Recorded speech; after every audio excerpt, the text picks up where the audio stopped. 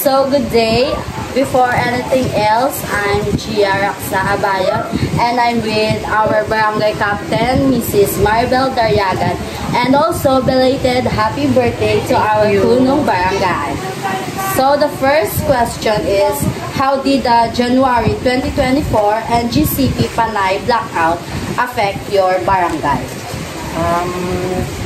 During the NGCP blackout sa January, no, ang among barangay is ready prepared man.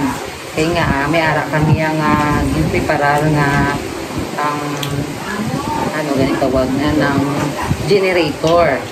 Ang amon na nga generator is buba na siya, no, since nga nagpumpo ako, inaging pakayo ko. Kada every week ginaano ko na siya, maintenance kag ginapabutangan sa iya gasolina. Amo na yang nag-affect siya sa amon barangay nang hindi gidya sila nga grabe ang affected kay nga ready kami sa amon nga may mga disaster nga maabot diri sa barangay. So the second question is, what do you know about alternative energy sources that can be used during a blackout? Solar. Solar, no, solar system. Mula na siyang alternative na ibaluan. Solar ang magamit kung during some blackout. So the next question is, does your barangay have an existing contingency plan for power outages? Yes, ang amon barangay is ready sa any disaster, especially ang blackout.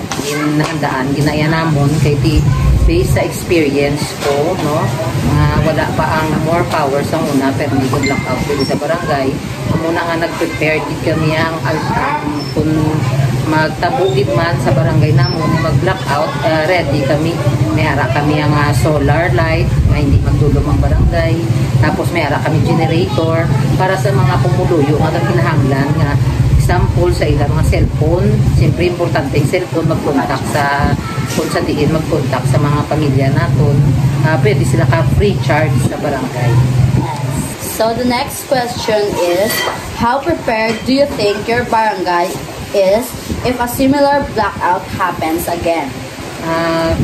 Ang tama ka prepared dyan ang among barangay sa tawag nga blackout at any disaster kay nga ang during sa hapon nga term, no, sa based sa experience ko sa previous nga nagyan ko amo na nga samtang wala pang mga disaster nga matabo, especially ang blackout na ginready na yung daan ng among barangay para sa sina nga kalamidad nga blackout, no. Amo na nga ready kami, may solar kami, pila na ka solar system ang nabakal na mo do, almost mga 40 plus na ka solar street light, no, kay during sa blackout hindi na yan magdulong ang atong barangay.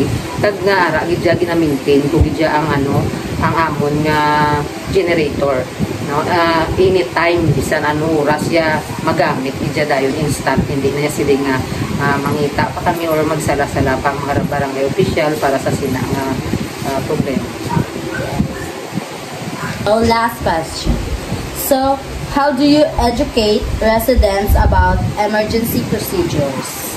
Ang the way kami mag-educate sa amon nga pumuluyo, may ara kita nga public address, no, kung ano ang mga problema, kada kung ano ang mga mensahe nga ginahatag sa BDRMO sa barangay, ginalawag ginayanamon sa amon nga public address para mabahaluan sang pumuluyo kung anong dapat nila nga himuon during sang sina ang mga disaster.